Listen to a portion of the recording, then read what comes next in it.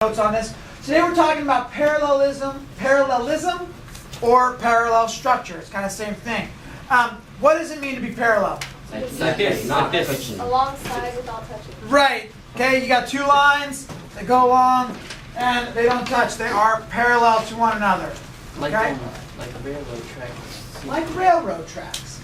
Now when we're talking about English, parallel structure is where sentences follow the same kind of grammatical pattern.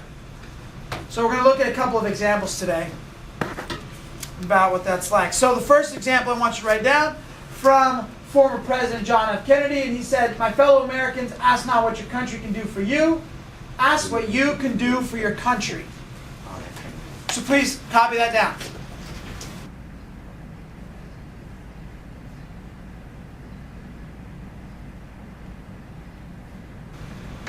Alright, so as I said, we're talking about parallel structure. It's how sentences or the grammatical structure parallels another part of a sentence or another sentence. So in this example here, my fellow Americans, ask not what your country can do for you, ask what you can do for your country. So what we have here is the ask what and then ask what. Can do for you, can do for you. Or can do for your. You see how we have the similar kind of structure, the similar examples there?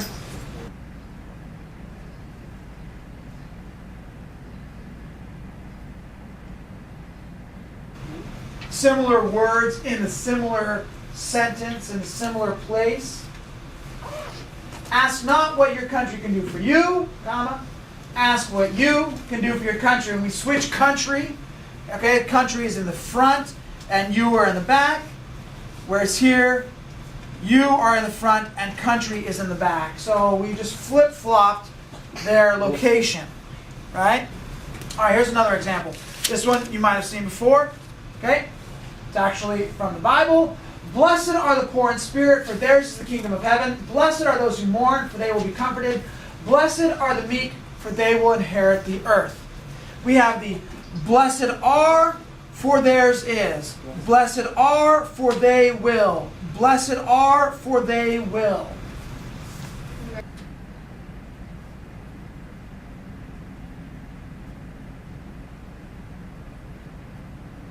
But do you see how we have a parallel structure in these sentences? Blessed are, for theirs is. Blessed are, for they will. Blessed are, for they will. So we have parallel structure in that the same thing that's going on here is the same thing going on here is the same thing going on here. The same thing going on here is the same thing going on here is the same thing going on in the third sentence. All right, let's do one more example here. This one's by Aristotle. You can't go wrong with Aristotle. For the end of a theoretical... Hold on, don't copy it down until we've had a chance to at least read it. All right? "For the end of theoretical science is truth, but the end of practical science is performance."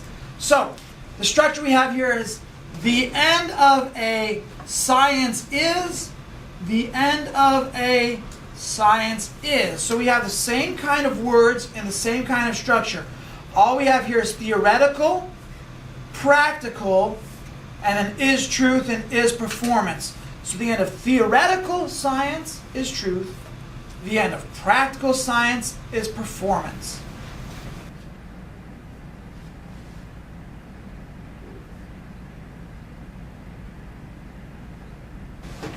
Albert, do you see how parallel structure works?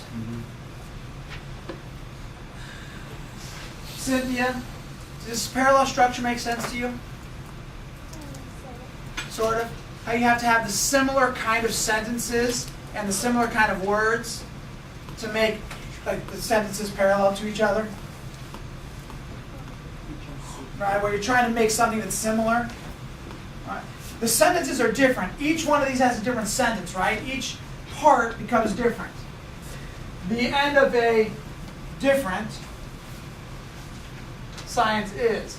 But the end of a, and then this is the different part, right? So different idea, but it's explained in the same kind of way. Does that make sense?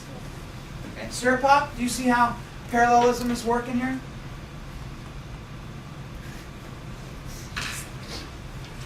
Ulysses? Are you able to see how it works? Well, we'll look at a couple more examples. I've got a couple of examples here from of Mice and Men I thought I'd show you guys. So this is towards the end.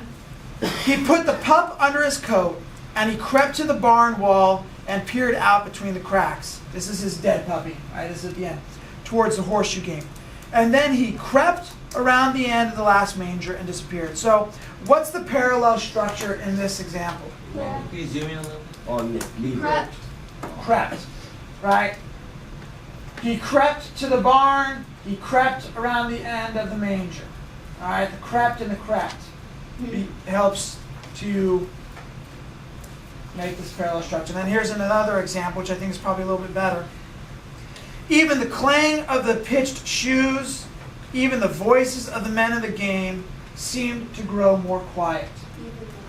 Even the and even the. Right, Albert?